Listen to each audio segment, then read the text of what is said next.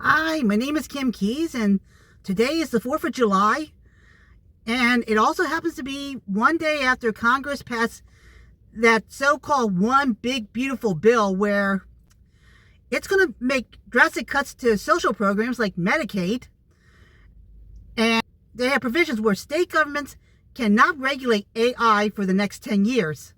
By the time you're watching this video, President Donald Trump will probably have already signed that bill, which is, it's going to be incredibly devastating to the entire country unless you're a billionaire. Then you're going to be, living a high life. But anyway, today also happens to be the No Kings 2-day protest against the Trump administration.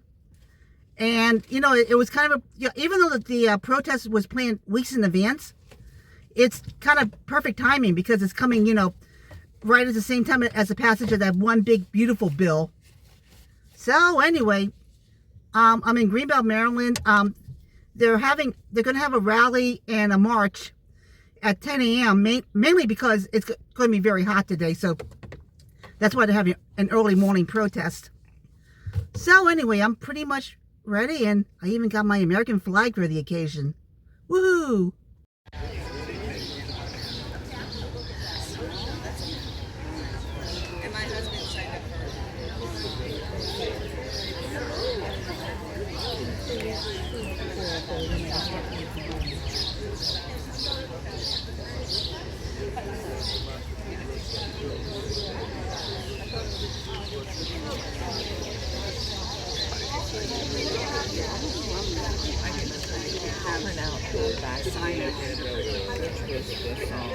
Oh, there's more pages.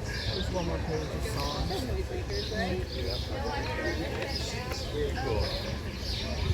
United States of America, when in the course of human events, it becomes necessary for one people to dissolve the political bands which have connected them with another, and to assume among the powers of the earth the separate and equal station to which the laws of nature and of nature's God entitle them. A decent respect to the opinions of mankind requires that they should declare the causes which impel them to the separation. We hold these truths to be self-evident, that all men are created equal, all people are created equal, that they are endowed by their Creator with certain unalienable rights, that among these are, say it with me, life, liberty, and the pursuit of happiness.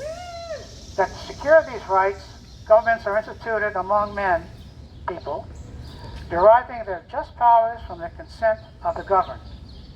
That whenever any form of government becomes destructive of these ends, it is the right of the people to alter or abolish them, and to institute new government, laying its foundation on such principles and organizing its powers in such form as to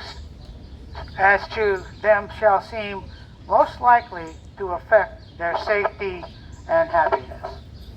And that's part of the Declaration of Independence, as you may know. All right, Chrissy, you want to take over? Thank you. Hey, thanks for everyone for coming out today. My name is Autumn, and I'm an artist, I'm a mother, I'm a teacher, and I'm an activist here in Greenbelt. I love this city. I've been living here for 17 years. I bought like a 2-bedroom frame 17 years ago to raise my children there and my dog. And I'm so proud of what I've been able to do and my career in Prince George's Public Schools. Woo. Thank you. So what I want for my children, my oldest is 18 and is starting college at UMD in the fall. And I know it's going to be harder and harder for them to find work. Congress passed a bill yesterday.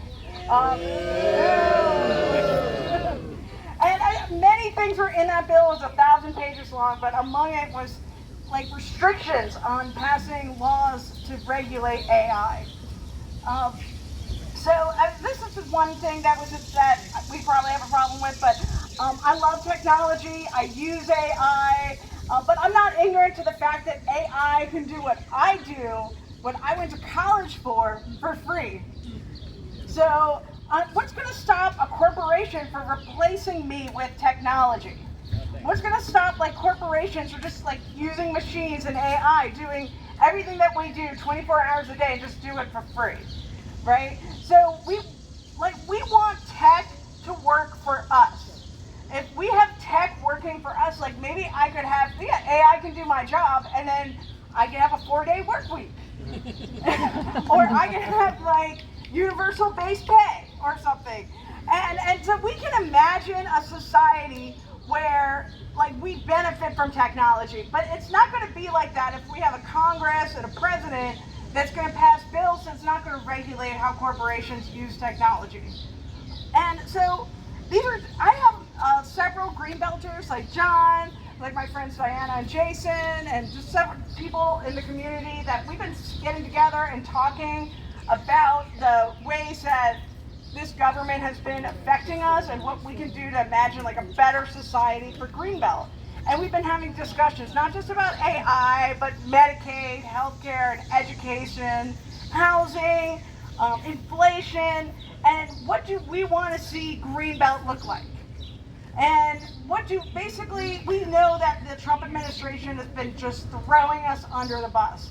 And we want a better country, we want a better city. So we've been getting together and just having potlucks, having these rallies, and just trying to get Greenbelt more organized. And we created the Greenbelt Resistance Support Network.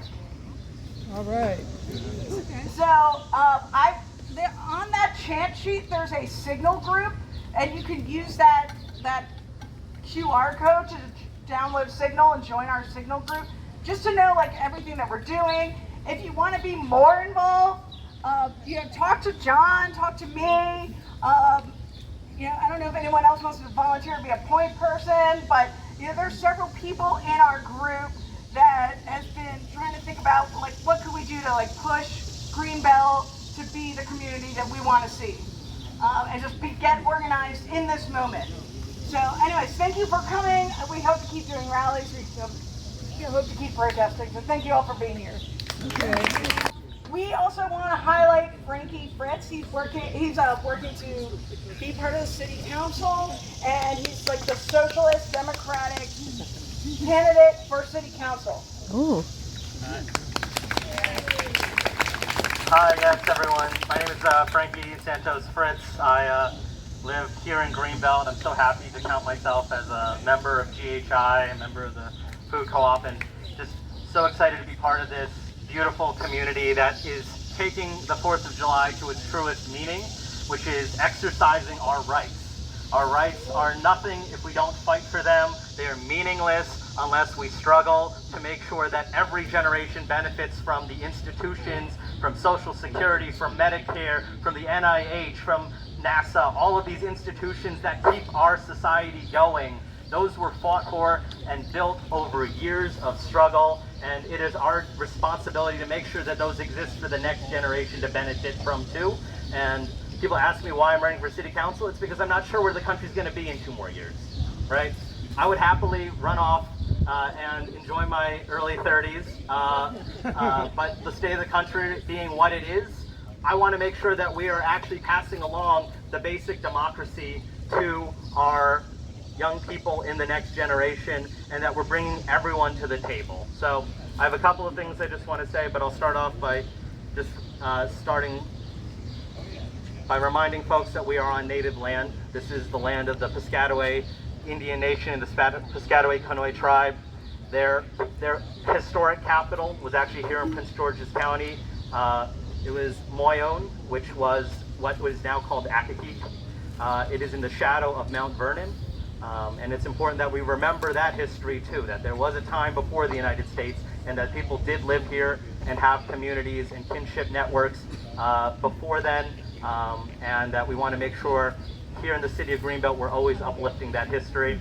We also want to talk about the fact, I'm thinking about Frederick Douglass and his speech, what to the slave is the 4th of July.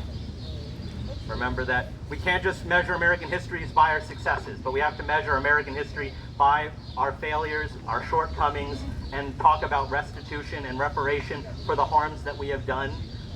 And I think when we look past this generation, there's going to need to be a lot of reparation that needs to be done to heal our country after this era is over. But I just want to make sure that we're always centering that in our conversation. It's very important to me that we do that. So we're here to say no kings, and most importantly, a king can't rule by himself. He needs his court, he needs his princes, and those princes are the billionaires like Elon Musk, who are selling this country for parts. He is taking the great research that we're doing at NASA, and he's trying to spin it as his own creation like he did with every other company. He's never founded a company on his own, but he's learned how to make money off of privatization and organizing politically, and he might have spent $200 million to get Donald Trump elected, but the billionaire class is getting $3 trillion in tax breaks with the big, beautiful bill. And to put that in perspective, if you divide that $3 trillion by every resident of this country, that's $10,000 per resident of this country. Elon Musk didn't work for that. Working people build that wealth for this community. And imagine just here in Greenbelt alone, what we could do with that $200 million of our taxpayer dollars that we are working so hard to invest in this community. We wouldn't be having, if Donald Trump can't find a use for that $200 million, give it to Greenbelt, let us find a use for it, because we would not be cutting fire service. We would not be running a maglev train that sells $80 tickets to Baltimore from Washington, D.C. that doesn't stop in this city. Another gimmick like Elon Musk likes to do. Instead of fixing our transportation systems, instead of running more buses, instead of fixing Amtrak and Acela, how many trains run through this city already, but they want to run a fourth one that none of us can use? That is what a billionaire class will do if we don't fight back. So Donald Trump is of that class. We know he's of that class, and he is their best investment that they have ever made. But it's also important to see what he is investing in. He is investing in ICE. He is doing the largest expansion of ICE. It'll be the most funded law enforcement agency in the United States' history by the time we are done.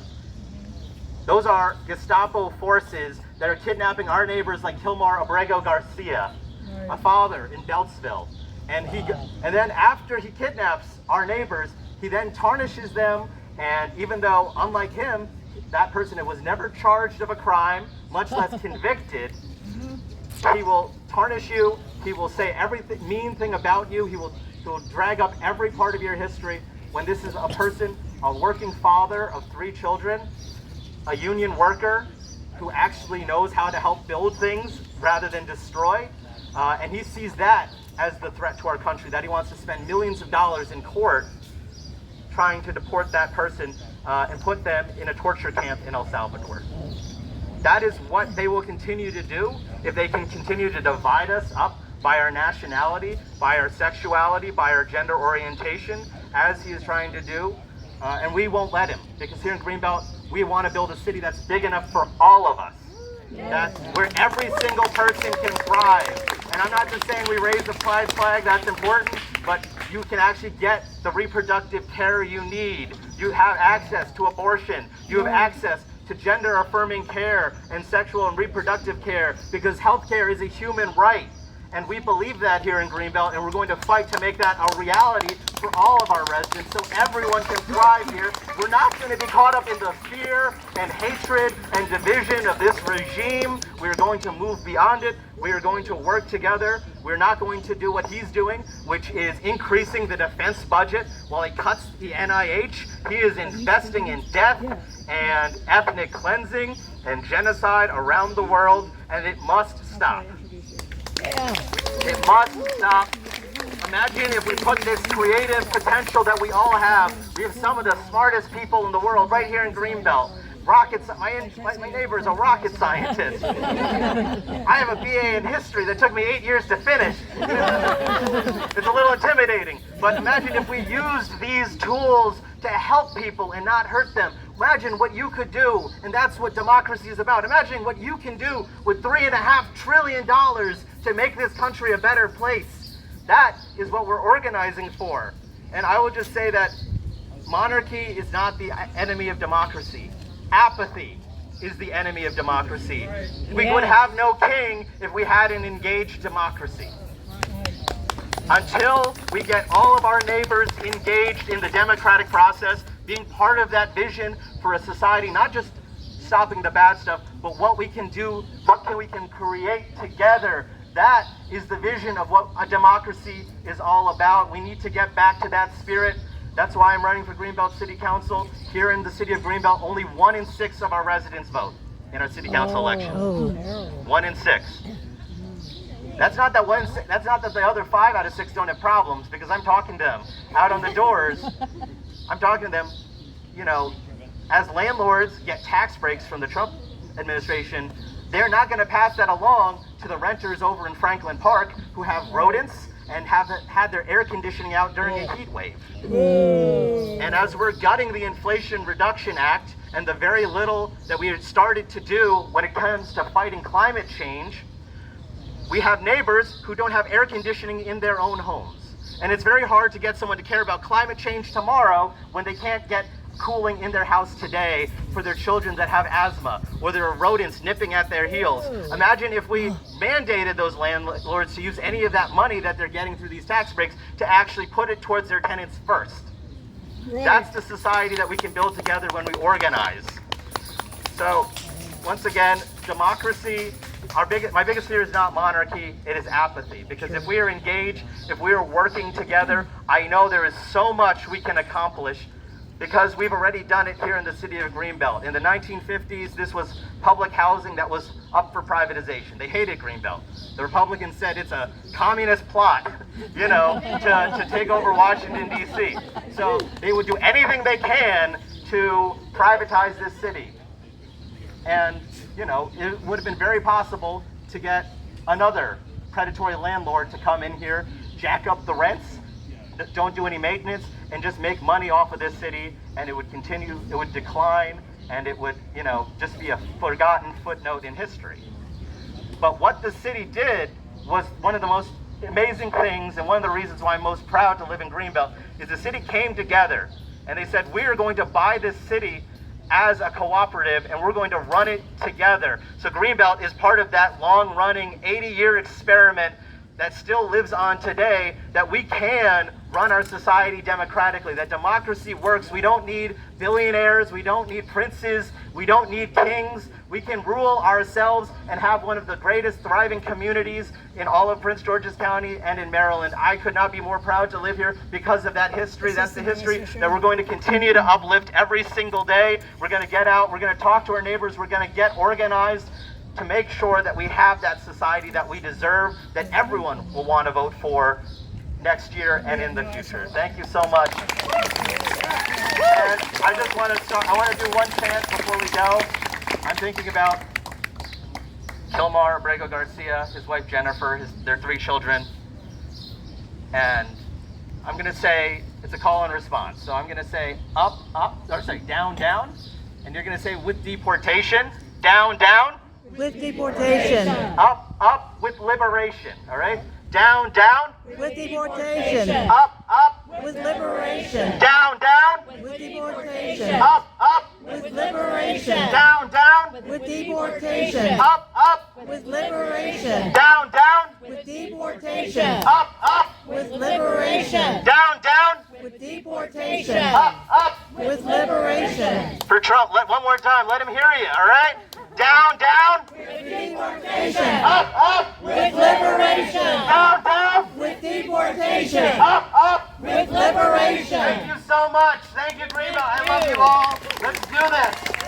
Yay! Okay, so I'm just going to also introduce Sarah. She is from with the Progressive Labor Party. They've been organizing for decades across the entire country and internationally. And Sarah's going to share a few words.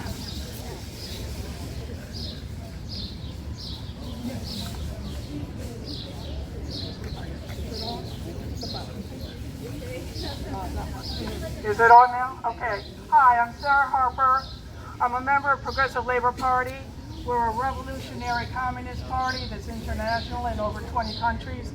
I've met Autumn over the years, and we did a lot of work in Montgomery County around the Gaza stuff, because they had taken 4 teachers out of there, claiming they were anti-Semitic when they obviously weren't. They were just talking about genocide. I'm very happy everyone's out here. It's very inspiring. I want to quote from Frederick Douglass's speech in July of 1852. What to the American slave is your 4th of July? I answer, a day that reveals to him more than all the other days in the year the gross injustice and cruelty in which he is the constant victim.